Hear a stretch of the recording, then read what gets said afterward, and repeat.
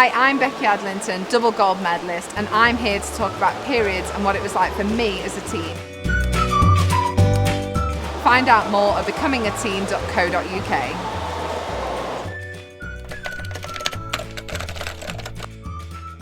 I was actually quite young when I started my period. I was 10, so it was always earlier than my friends. My sisters, they didn't start till they were a little bit older. So for myself, it was kind of like I never expected it. It was kind of something that I wasn't really that prepared for. So as soon as I started, I was a bit like, oh, okay, this is happening. And I just ran into my sister's room and nicked one of her sanitary pads. I was like, she shouted at me for being in her room, but for me, it was just such a relief that I had my sisters there, had my mum there as well, who was just absolutely brilliant. I had people to talk to. I didn't feel on my own, and I didn't feel I was abnormal for starting so young either.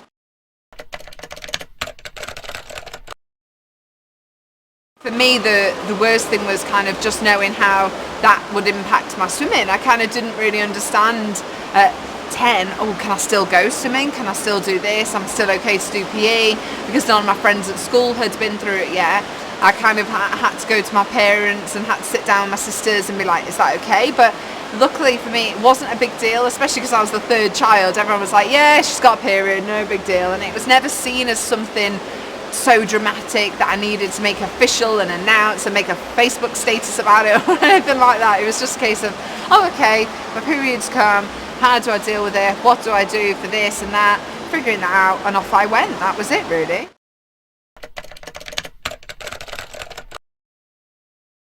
I think the best thing is just to be a bit prepared. I think for me, I was a bit kind of blindsided by it. I was 10, I never could have expected that it would be that young. I think even just having some sanitary towels, some tampons, just having them at your disposal, just keep them in your bedroom drawer, just for them off chance and just in case, that you know then you're prepared, so it's not a massive drama that you're like, I've got to go to the shop and you've got to run and tell someone, and somebody, it might be like your dad who you're not that comfortable speaking to about it as well, so it's nice if you just feel very prepared about it.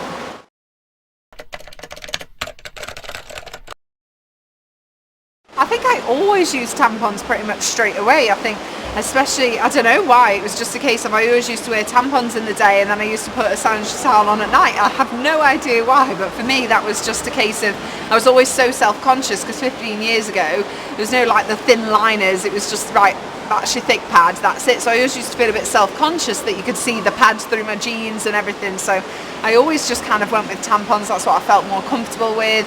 I knew that I could swim in them. I knew that it was absolutely fine to go in the water. I wasn't going to have a trail of blood or anything behind me. I knew it was 100% safe, it was going to be fine, that I just felt so much more confident wearing a tampon, and that I just felt normal. I kind of didn't feel, oh yeah, I'm on my period right now or anything.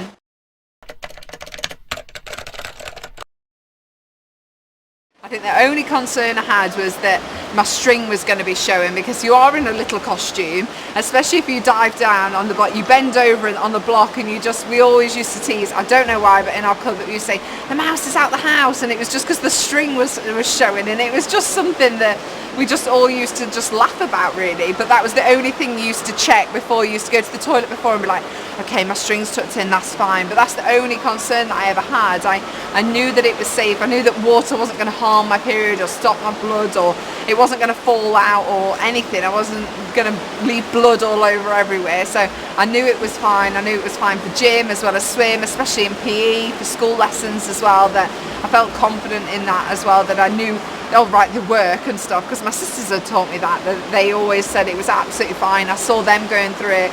My eldest sister's 5 years older than me, so I saw from a very young age that it never stopped her from doing anything. It was never a case of that I heard people use it as an excuse, oh I can't do that because I'm on my period. It was like, right, here's some paracetamol, here's your tampons, off you go. That was it.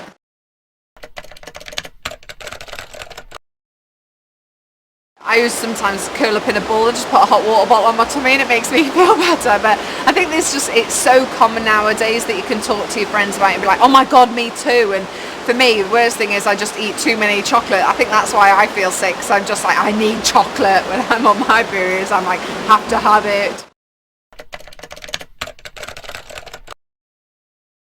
The one that I always heard was it would break your virginity. I was like, what does that even mean for starters? But I just was kind of like, that just is absolutely ridiculous. I just never believed it. And it was a case that now it is absolutely crazy. But back then, 15 years ago, it was a bit like, ooh, and it was like all this conspiracy and everything else. But I never heard some of the others, like that you couldn't go swimming or whatever. I think 'cause I was so used to it. But I know a lot of people are always kind of asking, oh, can you? And I'm like, yes, you can still go swimming. Don't let it stop you. 110%. You can definitely swim. You're not going to turn the pool red or anything like that, for sure.